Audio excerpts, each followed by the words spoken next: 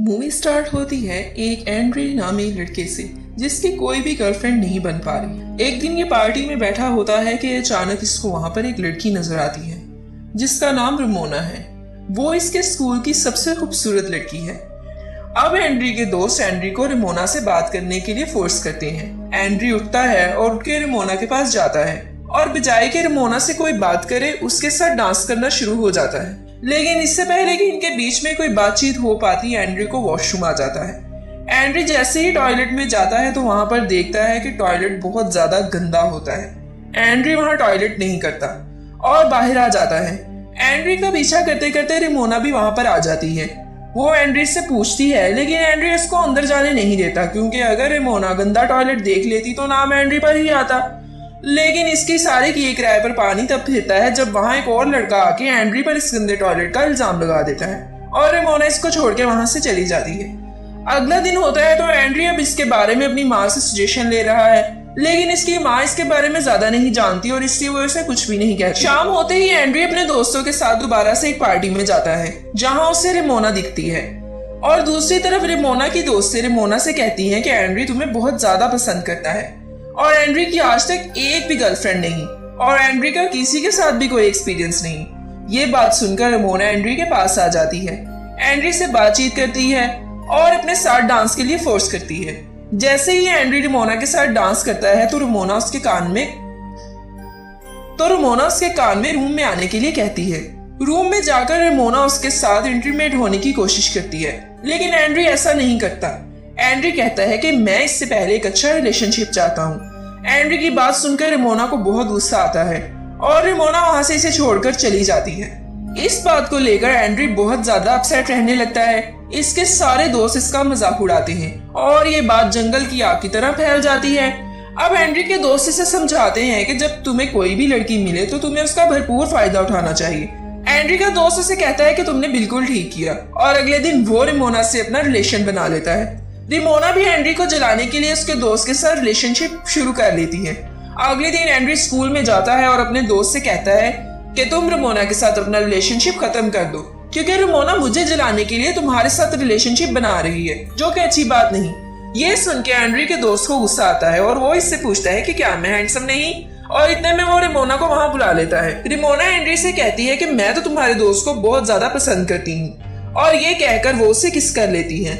इस बात से एंड्री बहुत ज्यादा अपसेट होता है। वो अपनी माँ से इसके बारे में डिस्कस करता है और उसकी माँ उसको हॉलिडे पे जाने का मशवरा देती है और वो उसको लेकर हॉलिडे के लिए चली जाती है। होटल में जाकर एंड्री की नजर उसकी रिसेप्शनिस्ट पर पड़ती है जो उसे बहुत अच्छी लगती है। अब एंड्री उससे बात करना चाहता है।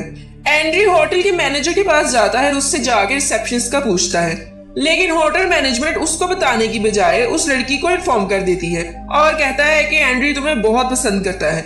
एंड्री उस लड़की के पास खुद जाता है और उसे जाकर कहता है कि तुम बहुत खूबसूरत हो, मैं तुम्हें बहुत लाइक करने लगा हूँ। ये लड़की ये बात सुनकर इम्प्रेस हो जाती है और वो एंड्री से बोलती है कि हम आज रात बीच पर घूमने के लिए जा सकते हैं। और रात होते ही वो एंड्री के साथ बीच पर घूमने के लिए आती है।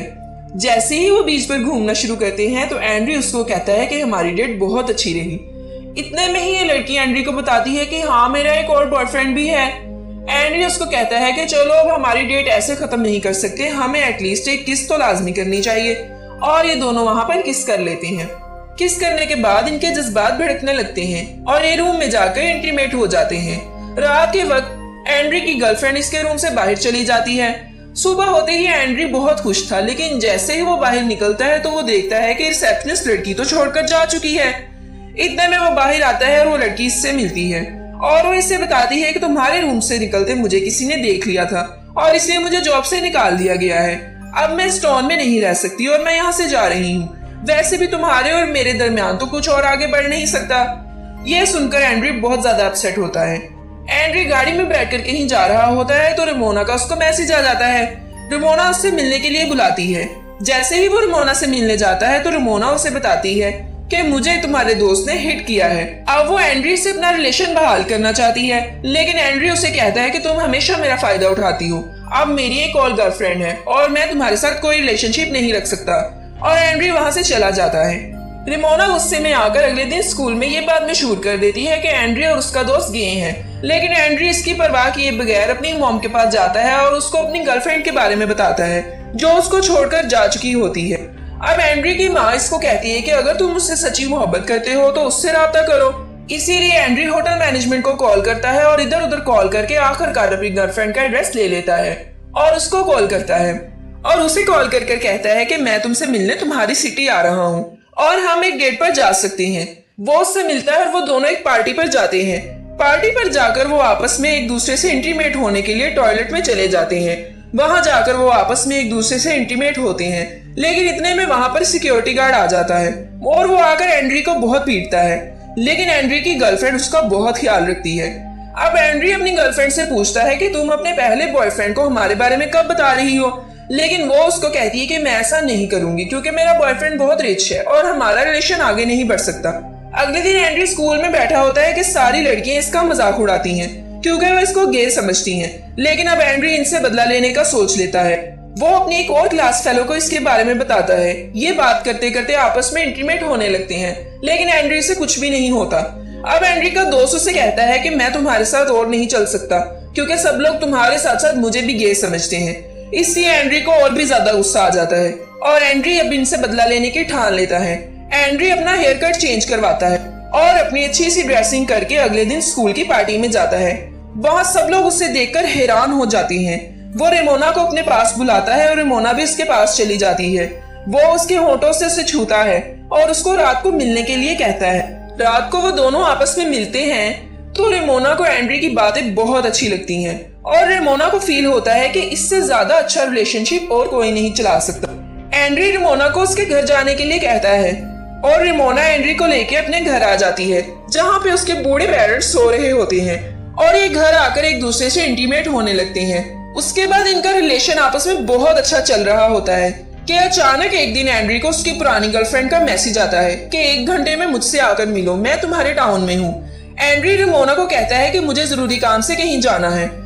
अब एंड्री अपनी गर्लफ्रेंड से जाकर मिलता है और वो इसको किस कर लेती है। वो अपनी गर्लफ्रेंड को लेकर घर आता है और इसे अपनी माँ से मिलवाता है जहाँ पर उसको रेमोना की कॉल्स आने लगती हैं। रेमोना इसको कहती है कि तुम मुझसे मिलने नहीं आए, अब तुम मेरे लिए फ्लावर्स लेकर फौरन मेरे घर पहुंचो। लेकिन एंड्री उसको कहता है कि हमारा रिलेशनशिप अभी तो स्टार्ट हुआ है, तुम हमेशा ऐसा ही करती हो, और ये कहकर कॉल बंद कर देता है।